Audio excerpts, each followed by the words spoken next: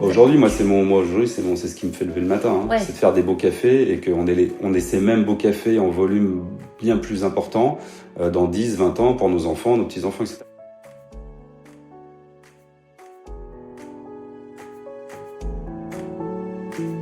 Hello, bienvenue sur Ma Passion Mon Job. Je suis Célia Leduc, coach feel good et boosteuse de projets passion et je suis ravie de t'accueillir par ici. Ma mission, c'est de te montrer qu'on peut toutes et tous faire chaque jour de notre vie ce qui nous passionne vraiment. Alors pour ça, je te partage chaque semaine mes conversations avec les audacieux de tous horizons et je t'emmène avec moi découvrir leurs histoires, leurs univers et les coulisses de leur job passionnant. Prêt à plonger avec moi dans le bain de la passion avec un grand P ? C'est parti! Ah, juste une chose avant de commencer. Si tu aimes Ma Passion Mon Job et que tu veux m'aider à le faire connaître, eh bien, tu peux t'abonner au podcast sur ta plateforme d'écoute préférée. Et ce serait trop chouette de me mettre un commentaire et une note de 5 étoiles sur Apple Podcast. Ça m'aide énormément. Merci à toi. Et maintenant, place à l'épisode.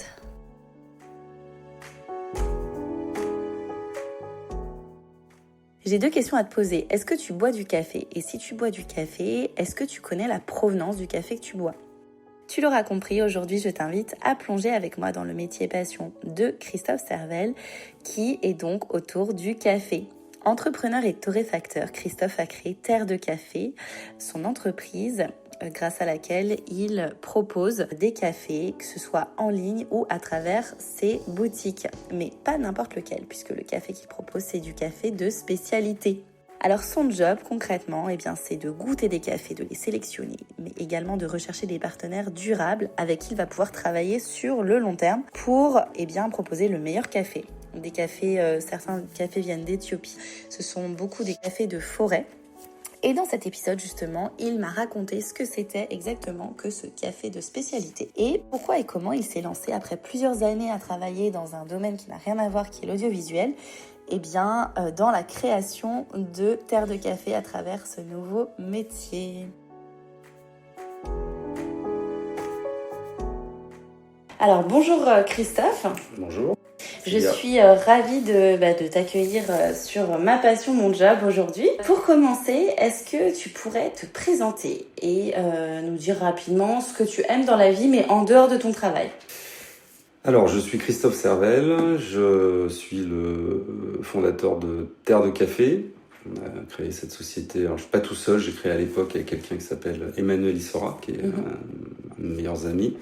En 2009, donc ça fait 12 ans maintenant, et ça fait 12 ans qu'on essaie de faire connaître et faire la promotion du café de spécialité avec la dimension durable. Okay. Après, ce que j'aime dans la vie, en dehors de mon travail, c'est avant tout, alors c'est un peu lié, mais c'est tout ce qui est jolis produits. Alors ça peut être alimentaire évidemment, mais pas que. En général, j'aime les jolies choses bien faites. Après, j'aime la littérature. Je suis un grand lecteur d'essais, moins de romans, des essais. On traite un sujet. D'accord. Et puis, j'adore le cinéma et le théâtre. C'est une autre période de ma vie avant le café, où il y avait rarement une semaine où j'allais pas 2 ou 3 fois au cinéma ou au théâtre. Ok, génial. Plein de choses finalement. Est-ce que tu peux nous dire en quoi consiste le métier de torréfacteur, puisque on peut dire que c'est ton métier actuel en créant Terre de Café. On peut dire ça.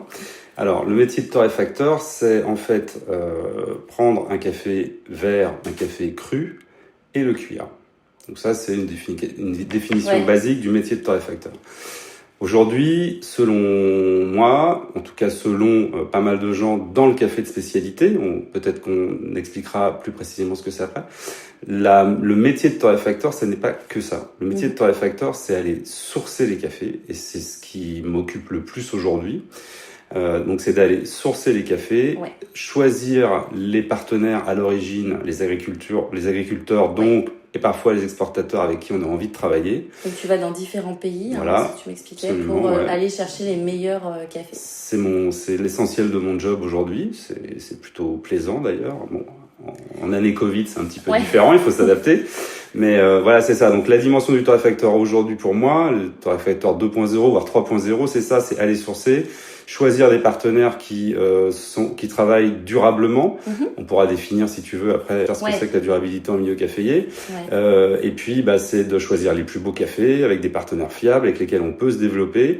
Et puis, sélectionner aussi des gens de confiance, ça c'est super important dans notre milieu. Et après, c'est cuire ces cafés de manière différente, de gérer la fraîcheur, puisque le café, on le dit jamais assez, c'est un produit qui doit se consommer relativement frais. C'est un produit vivant, même si c'est sec, on l'oublie. Et puis après, l'autre dimension d'un torréfacteur pour moi aujourd'hui, c'est d'expliquer le café aux consommateurs. Ouais, et justement, il y a cette notion de café de spécialité finalement sur laquelle toi tu es basé. Est-ce que tu peux nous dire un petit peu qu'est-ce que c'est que ce café de spécialité et justement comment faire pour ne pas confondre avec des cafés qui sont de mauvaise qualité? Voilà, si je veux, pour résumer, en fait, les cafés de spécialité, on appelle ça comme ça parce qu'ils sont faits de manière spéciale à la ferme. Les cafés spécialités sont les cafés les plus haut de gamme, c'est-à-dire les cafés avec le moins de défauts. Alors, toutes les fermes ne sont pas capables, ou les coopératives ne sont pas capables de faire des cafés de spécialité. Seuls sont capables de faire quand on est capable de faire du specialty coffee, quand on est capable de faire de la qualité. Et donc voilà, ça c'est la première définition. La deuxième définition, beaucoup plus objective, et c'est un milieu maintenant qui est assez encadré par un organisme qui s'appelle Specialty Coffee Association, où il y a une analyse physique des grains, donc c'est un nombre de défauts mineurs maximum, et il y a une analyse sensorielle, ça veut dire qu'on va goûter avec un protocole de dégustation très précis, on va donner une note. Et qualifier de café spécialité les cafés qui sont notés plus de 80 et plus. Là, on parle de très bon café. 85 et plus, on parle de café d'exception. Et au-delà de 90, on parle de café hors du commun. Donc voilà. Et ce protocole de dégustation est structuré de manière à être très objectif. Bien plus objectif qu'une dégustation de vin, en fait, où le dégustateur va juger un peu ce qu'il préfère lui. Dans la dégustation, dans le protocole de dégustation SCA, il y a un seul critère qui soit subjectif, c'est le dernier, ça s'appelle overall. Voilà, et parfois il est déterminant aussi, mais voilà, donc c'est très spécifique. Et donc là, on a, à mon sens, une définition du grand cru. On peut dire que le café spécialité sont des grands crus. Alors on peut dire qu'il y a grand cru, premier grand cru, très grand cru. Comme pour les vins, c'est marrant parce qu'on est habitué pour les vins, mais pas forcément pour les cafés. Exactement, c'est pour ça que je fais l'analogie en France. En France, on connaît le vin. Et voilà. Et si je vais plus loin avec l'analogie dans le vin, on peut dire que avec un café de spécialité, pas trop torréfié, pas brûlé comme font les industriels, on découvre le vrai goût du café.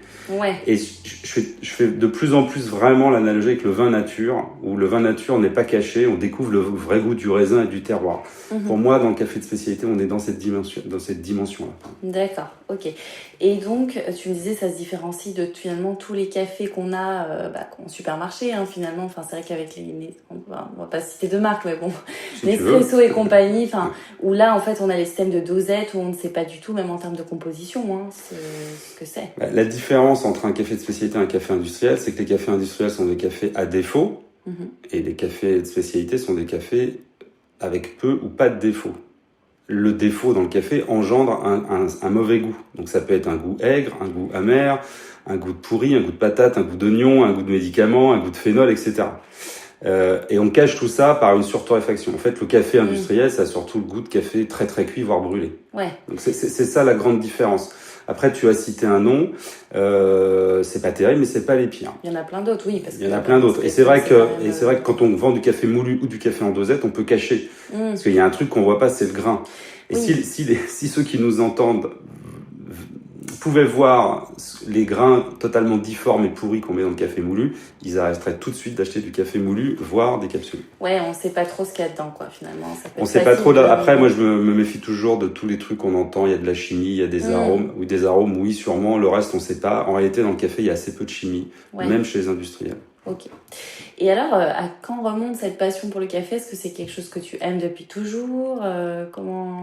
Alors, moi, je suis un peu né dans le café. Mon grand-père était torréfacteur, donc j'allais le voir. J'étais tout petit, j'allais le voir à son usine à Courbevoie, en banlieue parisienne. Ah oui, tu baignais dans le café. Voilà. Et ma mère, après, a fait du café pendant 10 ans, fin des années 70, début des années 80. Donc, j'étais encore tout jeune adolescent. Et je les aidais, donc je savais que le café, c'était un grain, que ça se torréfiait, que ça se cuisait, qu'il y avait différents pays. Mais à l'époque, ça s'arrêtait là. On parlait d'un Colombie, d'un Mexique, d'un Déca.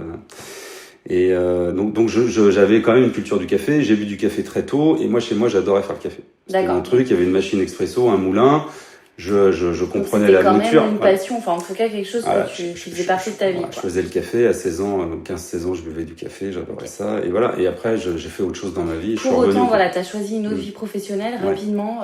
J'ai fait pendant longtemps, j'ai fait des études de marketing communication, donc j'ai fait pendant longtemps du marketing communication pour l'audiovisuel, pour le cinéma précisément. Et ensuite j'ai fait de la production. C'est un métier pas facile.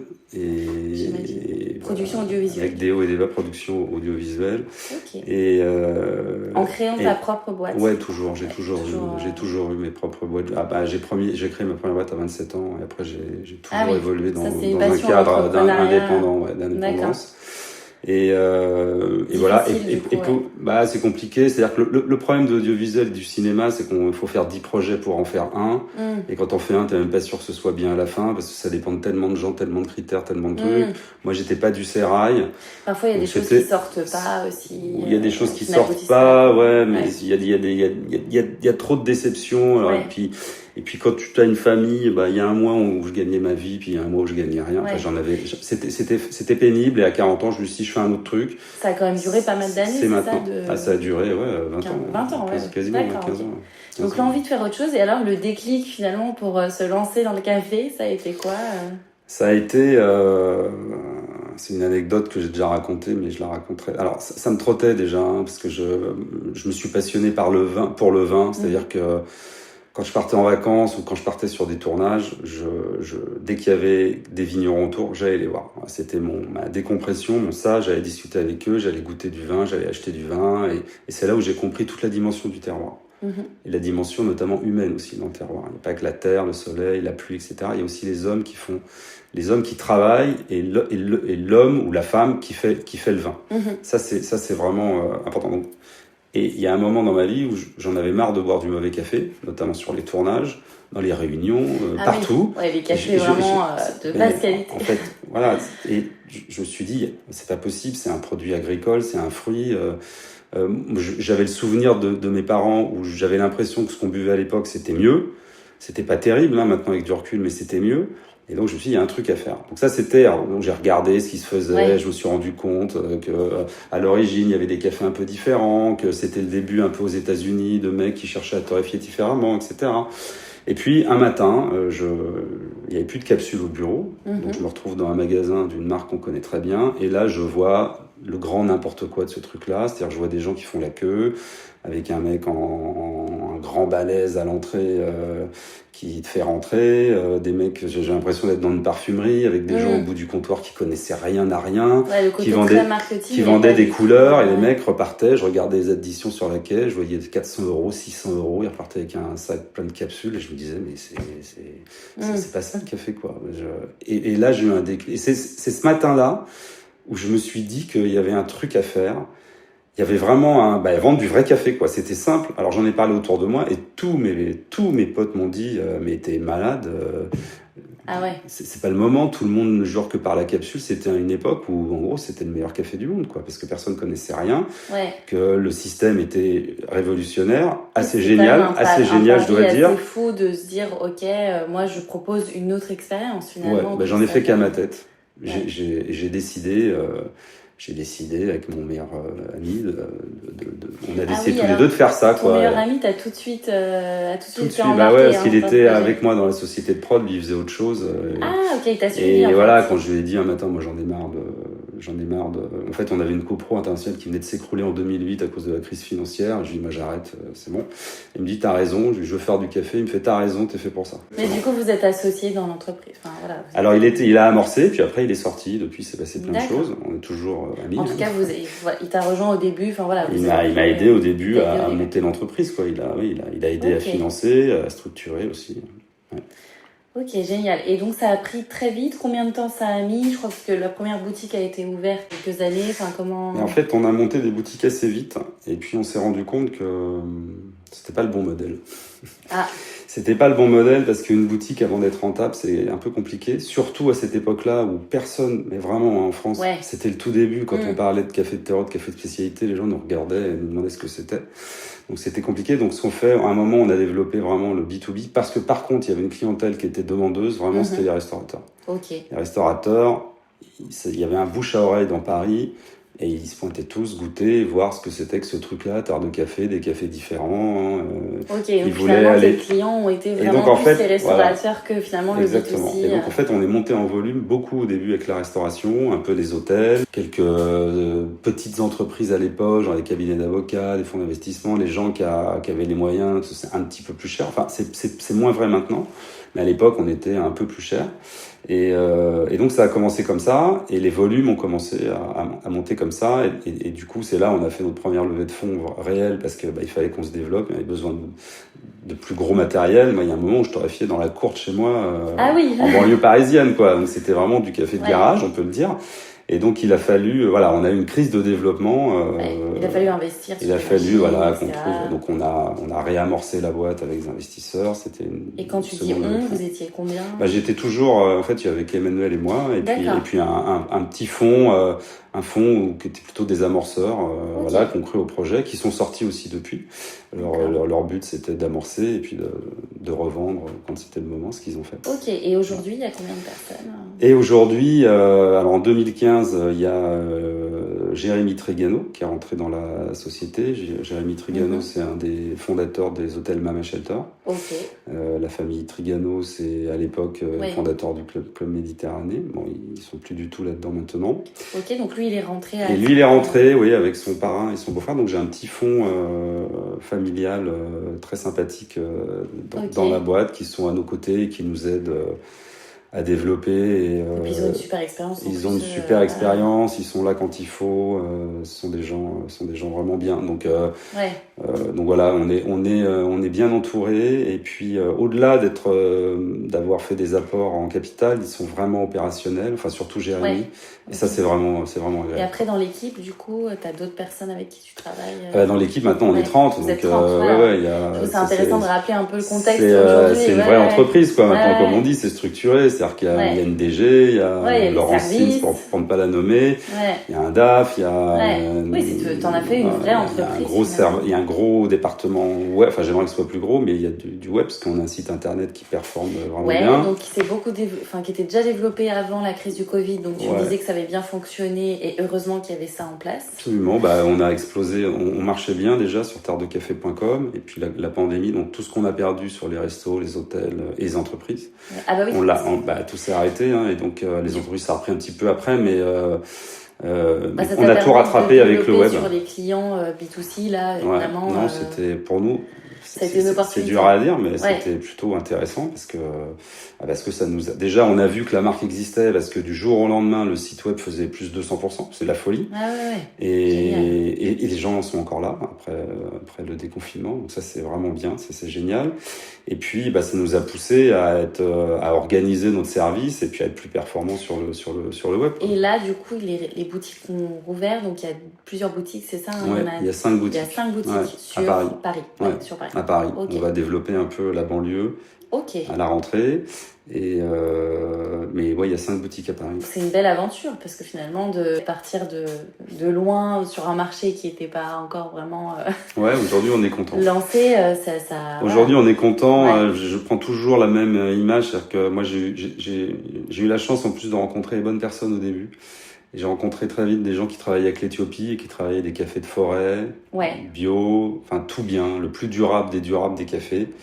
Et je me souviens, le premier achat, j'avais acheté deux palettes de café qui m'ont fait toute l'année. Un café, un nature, un lavé.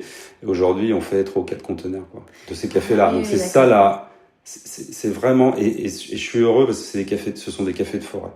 Donc la réussite, et c'est vrai que la société s'est développée. On est assez présent, on a des clients super. Mais la grande réussite pour moi, c'est ça, c'est d'acheter majoritairement des cafés faits en agroforesterie ou des cafés de forêt. Des vrais cafés. Ça, c'est la vraie authentique, victoire.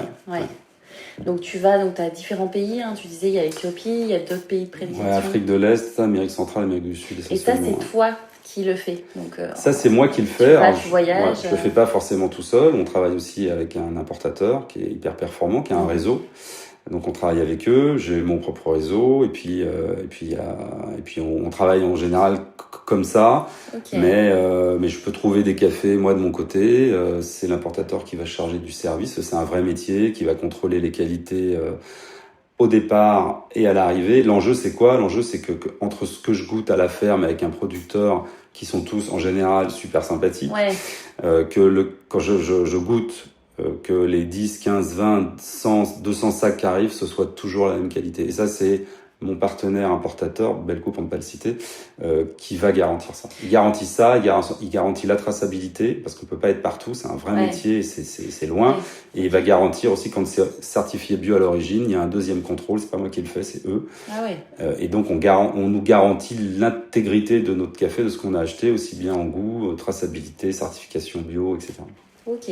Et donc, oui, tu me disais que tu étais vraiment au plus près. Donc, tu vas chez des producteurs locaux, des agriculteurs. Tu vas en fait les rencontrer. Tu gardes les mêmes, entre guillemets, tu développes une relation. Alors, ça, c'est intéressant ce que tu dis absolument. C'est que la durabilité, c'est pas seulement acheter des cafés sous forêt, en général sans intrants, même s'il y a des pays où on ne peut pas le faire. Il y a différentes stratégies de durabilité. Mais la base de toute démarche durable et dans l'agriculture en général, il n'y a pas que le café, c'est déjà la qualité. Parce que la qualité, ça a un prix. Et la durabilité, ça a un coût. Donc si on n'achète pas le bon prix, on ne peut pas faire du développement durable derrière. Ça, et ensuite, la deuxième, et c'est lié à la première, c'est des relations de long terme avec les producteurs. Parce que le producteur, il va se développer avec nous. Et donc, c'est un travail en commun. C'est vraiment éthique aussi de faire ça. Lui, il a besoin d'engagement dans l'avenir pour pouvoir se développer. C'est-à-dire que si je lui dis, pendant 5 ans, si ton café est toujours aussi bien, et même on va essayer de monter en qualité, pendant 5 ans, je t'achète 10%, 20% de plus par an, mais lui, il peut s'organiser, financer, trouver des financements pour ses installations, parce que le développement, c'est jamais gratuit. Il faut payer plus de gens, il faut plus de lits de séchage, il faut plus de... Mais du coup, ça lui offre une visibilité. Mais lui, il peut s'organiser, voilà. Et tu disais que par contre, les industriels, ça va être tout pareil, il y a pas du tout, ils n'ont pas du tout... Les industriels n'achètent pas de la qualité, ils achètent du volume. Donc mais du coup, ça n'a rien à voir. Producteur, la relation n'est pas la même quand il... C'est une relation injuste. C'est une relation où on va presser le producteur. C'est-à-dire que les producteurs sont pris dans un tel système, le système de l'agrochimie, le système du prix, du volume, que on peut pas passer du jour au lendemain de ce système-là à un système sur plus vertueux et plus qualitatif. C'est impossible. Même la terre ne se régénère pas assez vite. Donc les types vont perdre 3/4 de récolte s'ils veulent changer de modèle. Donc ils sont enferrés dans un système, et c'est exactement le même système en France avec le blé, notre agriculture dite, le nom m'échappe, mais conventionnelle, ne l'est pas du tout en réalité. Et c'est la même chose dans le café. Mais du coup, tu as l'impression de faire un métier éthique. Là, pour le coup. Aujourd'hui, c'est ce qui me fait lever le matin. C'est de faire des beaux cafés et qu'on ait ces mêmes beaux cafés en volume bien plus important dans 10, 20 ans pour nos enfants, nos petits-enfants, etc. C'est vraiment ça. Alors, on peut pas faire ça tout seul. C'est pas parce qu'on fait que des beaux cafés que la planète se réchauffe pas. Oui, quand tu dis des beaux cafés, c'est fait, en tout cas, c'est bien fait et avec des personnes, dans le respect des personnes. Dans le respect des... Pourquoi on achète tant de café de forêt? Parce que ça évite de couper les arbres. C'est simple, hein. Et les arbres, c'est un piège à carbone. Et puis ça aussi évite que les gens partent des montagnes en Afrique pour aller sur des bateaux, parce qu'ils gagnent leur vie sur place, ils peuvent mettre leurs enfants à l'école. C'est tout ça la durabilité. La durabilité, elle n'est pas qu'environnementale, elle est aussi sociale. Et je pense qu'avec le réchauffement, on va avoir un gros problème environnemental qui arrive, mais un gros problème aussi de migration, c'est déjà le cas. Donc c'est un ensemble.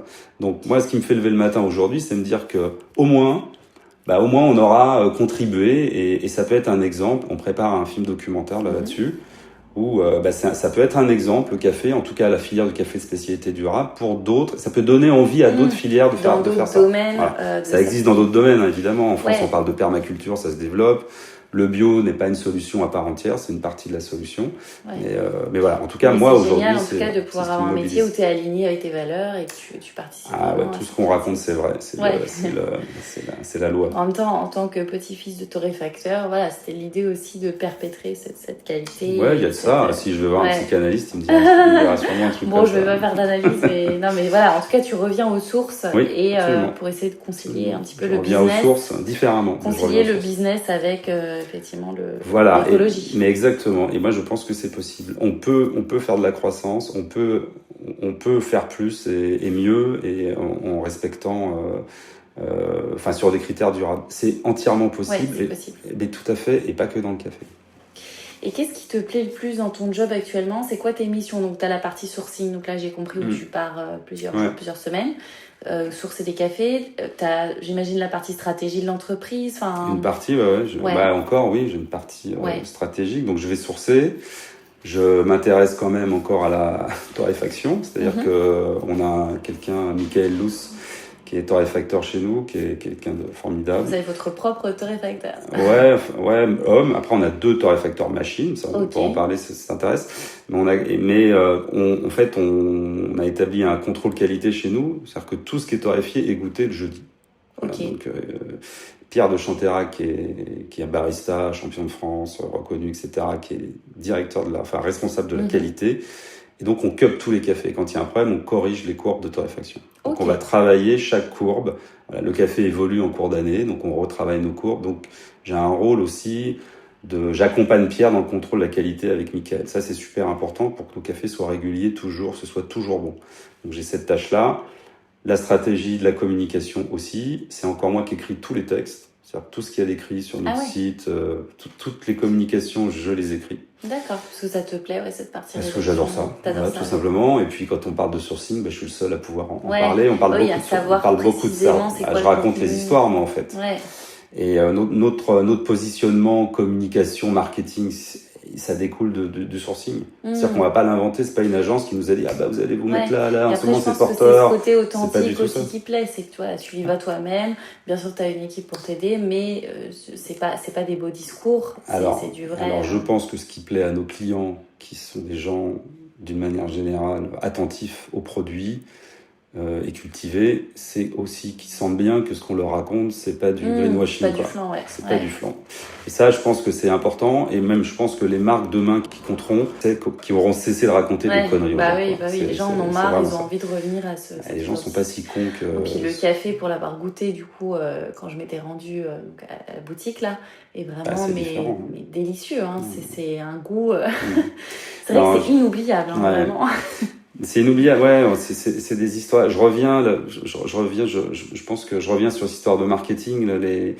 Longtemps, les marketeurs ont considéré que les gens étaient idiots, et c'est vraiment pas le cas, au contraire. Ouais. Et plus on les prend pour des idiots, d'ailleurs, jusqu'à un certain point, ça marche plus. Ils ont rendu les gens bien idiots pendant longtemps.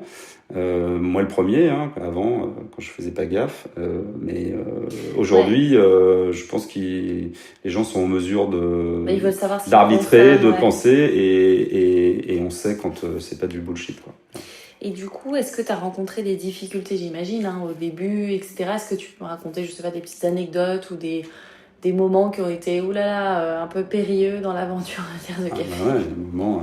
Le début, c'était dur, quand tu ouvres. Je me souviens, parce que j'ai ouvert les 4 premières boutiques, où j'étais dans la boutique. Ok. Et quand un samedi, tu vois personne, il y a une femme qui rentre et qui t'achète une boîte de thé, alors que tu vends du café, à la fin de la journée, tu te dis... Tu te poses des questions, quoi. Est-ce que j'ai bien fait? Oui, parce qu'au début, il faut le temps que les gens... C'était un petit peu dur, mais ça n'a pas duré longtemps. Qu'est-ce qui t'a fait tenir et qu'est-ce que tu pourrais conseiller aux gens? Je savais que ça allait marcher. Je sais pas comment l'expliquer. Je pense que je me suis persuadé, parce que je pouvais pas accepter l'échec, donc de dire qu'on savait...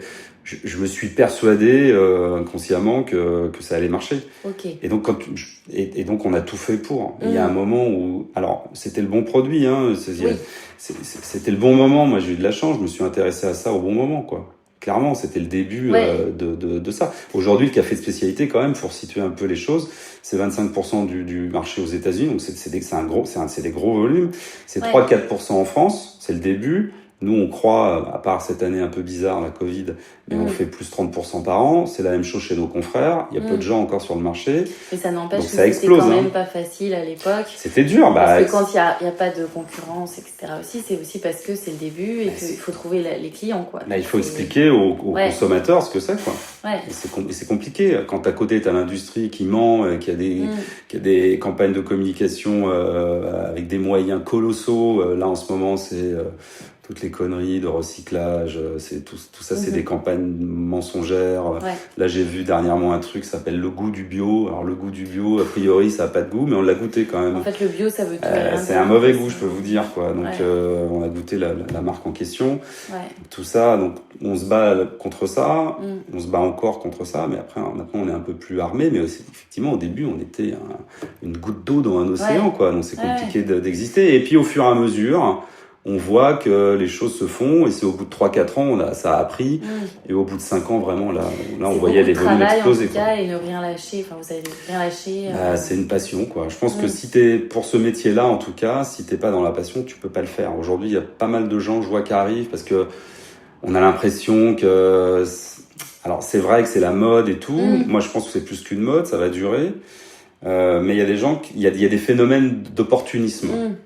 Et je pense que s'il n'y a pas la passion derrière, c'est compliqué de développer un business là-dedans, parce que c'est plus compliqué que le reste. C'est tous les bons produits. En fait, c'est le diable se cache dans les détails, le café spécialité. Mais c'est la même chose pour les bons vins, pour la bonne viande, enfin tout. Et les détails, il faut tous les gérer. Et donc, ça crée de la complexité à tous les niveaux de la chaîne. Sourcing, torréfaction, la tasse, la vente, le stockage, tout. C'est très compliqué. Très compliqué. Ok, et quel conseil tu pourrais donner à celles et ceux qui voudraient se lancer dans leur métier passion, alors que ce soit n'importe quoi, je veux dire, mais c'est quoi le conseil peut-être général que tu aurais aimé qu'on te donne il y a quelques années? Alors, je sais pas si c'est moi, en fait, à partir du moment où j'étais sûr de vouloir faire ça, du café de terroir, on a parlé de café de terroir avant de parler de café spécialité, mais du café de terroir, j'ai fait une veille quand même. J'ai regardé ce qui se passait sur Internet. Je voyais qu'il y avait des petits embryons de quelque chose, qu'on parlait de café en grains et tout. Mais à un moment donné, c'est peut-être une connerie ce que je vais dire aux gens, mais je pense que si j'ai arrêté de veiller et j'ai fait mon truc. Et je pense que si j'avais continué à veiller, je l'aurais peut-être pas fait. Ok, donc c'est se lancer. Donc il y a un moment, faut pas écouter. Voilà, il y a un moment, il faut pas trop écouter les gens. Quand on est sûr d'un truc, ça peut être un échec, mais les échecs, ça construit. Alors, faut éviter les échecs, c'est mieux quand on les a jeunes. Moi, je pense qu'il faut avoir des échecs dans la vie. En France, c'est un peu compliqué à accepter. Aux États-Unis, c'est quelque chose. Quand on regarde, quand on cherche un emploi aux États-Unis, le mec va regarder combien de fois tu t'es planté.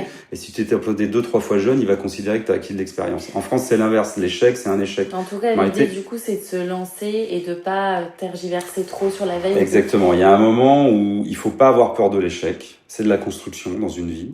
Surtout quand on est jeune, jusqu'à 30 ans, 35 ans, je veux dire, on peut se planter. Faut toujours un peu sécuriser, faire gaffe, surtout si on a une famille, etc. Mais quand on est tout seul, quand on n'a pas d'enfant, surtout, en réalité, on peut tout se permettre, vraiment.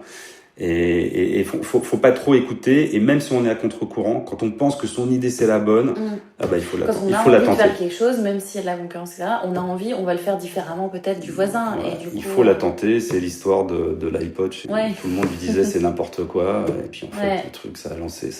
Donc prendre des conseils comme ça, ok, mais suivre sa voie et un peu y aller, quoi. On veut le faire. Ok, très bien. Très intéressant. Si tu veux bien, on va passer à la dernière partie de la conversation, qui est un petit passion quiz. Est-ce que tu es prêt? Oui. C'est le passion quiz.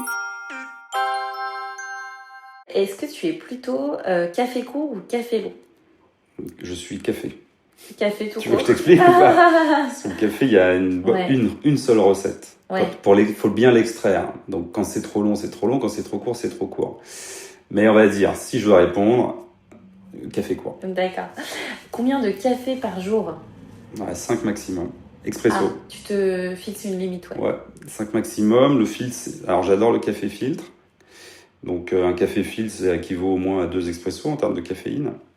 Donc voilà, j'essaie de pas dépasser ça, de pas dépasser 4 ou 5 cafés, quoi. Ok, ton café préféré, alors je sais que c'est pas évident, Ouais, c'est pas mais s'il évident. fallait en citer un... C'est l'Éthiopie, parce que c'est le berceau du café, c'est la vraie culture de l'arabica. D'accord. Et du coup, est-ce qu'il y en a un chez Terre de Café, vraiment, qui est ton chouchou? Mon Éthiopie préférée, mais ça je peux pas le dire, parce que les producteurs, les autres, vont me faire la gueule.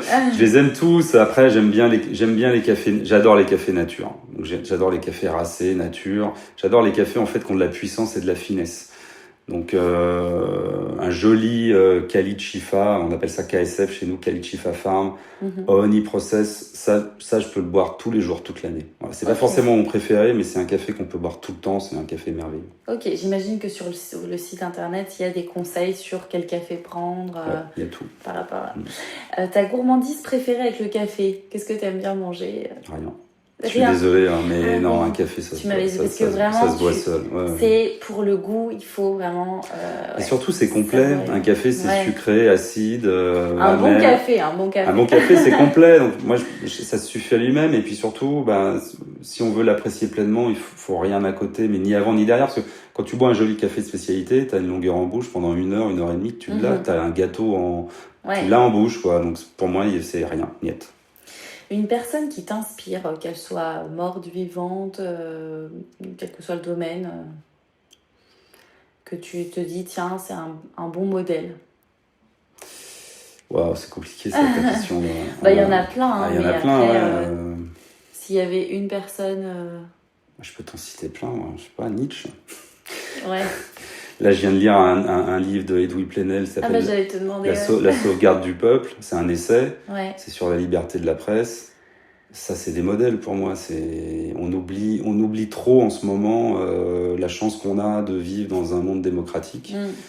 Et je pèse bien mes mots, nous vivons dans une démocratie. On entend plein de conneries, c'est insupportable, surtout quand on sait quand on voyage, on sait ce que c'est qu'une dictature ou un régime autoritaire. Donc donc ce genre d'ouvrage, ce genre de personnages qui se battent toujours, qui sont toujours du côté des plus faibles, mais qui se battent surtout pour la vérité. C'est-à-dire que je pense que quelqu'un comme Edoui Plenel n'est contre personne, il est juste pour la vérité. Et voilà, c'est ce genre de personnage qui incarne parfaitement pour moi la République, la démocratie, la liberté. Ça, pour moi, c'est un exemple. Et il n'y a pas de... je ne parle pas de politique, je ne parle pas de droite, de gauche. Je parle vraiment d'idées qu'on véhicule grâce à ce genre de type. Ok. Et pour finir, est-ce que tu aurais une citation à nous partager, une phrase, quelque chose qui te... je sais pas, qui te drive ou qui t'a motivé, qui te parle ou je sais pas, quelque chose que tu te dis, tu vois, un peu une sorte de leitmotiv en fait.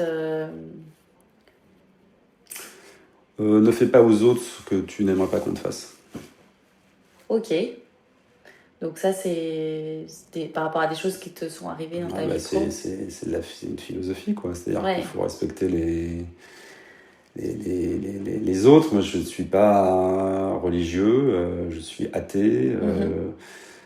Donc ça peut être aussi une forme de conduite, une forme de morale, quoi. Ok. Voilà. Ok, très bien. Eh ben, merci beaucoup Christophe pour toutes ces explications sur le café, c'est hyper intéressant. Et merci puis à toi. On te retrouve partout avec Terre de Café. Voilà, venez, vous êtes les bienvenus. Allez, salut. À très bientôt. Un grand merci pour votre écoute. J'espère que cette exploration vous a plu.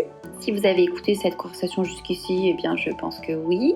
Alors le meilleur moyen de me le dire et de m'aider à faire connaître le podcast, eh bien c'est de me laisser un petit mot doux en commentaire avec une note de 5 étoiles sur Apple Podcast ou sur iTunes. Ça vous prend 1 minute et vraiment ça m'aide énormément. De mon côté, sachez que j'ai pris beaucoup de plaisir à vous faire découvrir cet univers et ce job passionnant. Si vous avez quelque chose à me suggérer, un commentaire ou quoi que ce soit d'autre, eh bien, vous me contactez par mail à mapassionmonjob@gmail.com. Et pour ne rien louper de mes aventures d'exploratrice et retrouver toutes les coulisses du podcast, eh bien, ça se passe sur le compte Instagram et Facebook de Ma Passion Mon Job. Je vous dis à très bientôt pour une nouvelle exploration.